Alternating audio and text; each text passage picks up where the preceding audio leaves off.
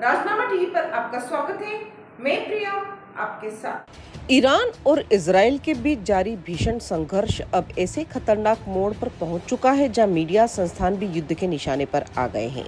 हाल ही में ईरान की राजधानी तेहरान में एक अप्रत्याशित हमला हुआ जब इजराइल के लड़ाकू विमानों ने सरकारी टेलीविजन मुख्यालय पर बमबारी कर दी। यह हमला उस समय हुआ जब ईरान की एक महिला एंकर लाइव प्रसारण कर रही थी। धमाके का वीडियो तेजी से सोशल मीडिया पर वायरल हो रहा है, जिसमें देखा जा सकता है कि विस्फोट के बाद एंकर घबरा जाती है और कैमरे के सामने धूल और मलबे का गुबार छा जाता है। मीडिया भी अब युद्ध का हिस्सा है। विशेषज्ञों के अनुसार इस हमले के जरिए इजराइल ने स्पष्ट संदेश देने की कोशिश की है कि वह केवल सैन्य ठिकानों तक सीमित नहीं रहेगा। इससे पहले इजराइल डिफेंस फोर्सेस ने ईरान को चेतावनी दी थी कि सरकारी रेडियो और टीवी नेटवर्क अगर दुष्प्रचार फैलाना जारी रखते हैं तो उन्हें सैन्य लक्ष्यों के रूप में देखा जाएगा।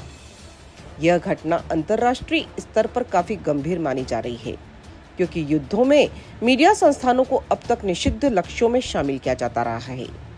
लेकिन इजराइल ने इस परंपरा को तोड़ते हुए मीडिया को भी हमले के दायरे में लाने का इशारा कर दिया है। ईरान के सरकारी सूत्रों का दावा है कि इजराइल ने उत्तर पूर्वी ईरान के रिहायशी इलाकों में भी बमबारी की, जिसमें अब तक 224 नागरिकों की मौत हो चुकी है।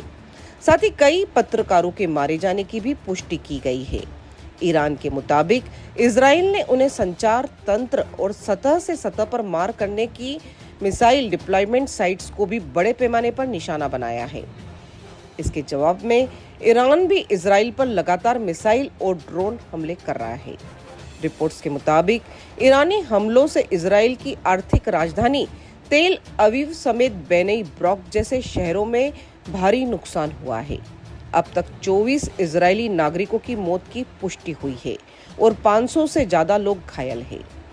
ईरान में हालात लगातार बिगड़ते जा रहे हैं। पुर्तगाल, फिलीपींस, फिनलैंड सहित कई देशों के नागरिक देश छोड़ने की तैयारी में हैं।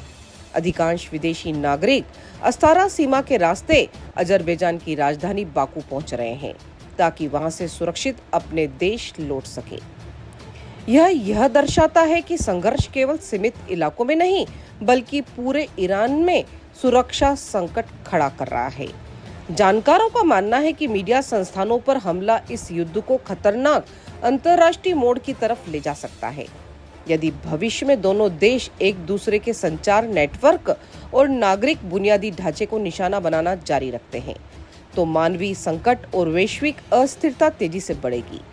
दूसरी ओर ईरान ने भी इजरायली मीडिया नेटवर्क को चेतावनी दी है कि यदि उसका प्रोपेगेंडा जारी रहा तो वो भी ईरानी हमलों के निशाने पर आ सकते हैं। इस बयान ने इस संघर्ष को एक नए और कहीं अधिक खतरनाक स्तर पर पहुंचा दिया। इसी के साथ बने रहिए राजनामा टीवी के साथ।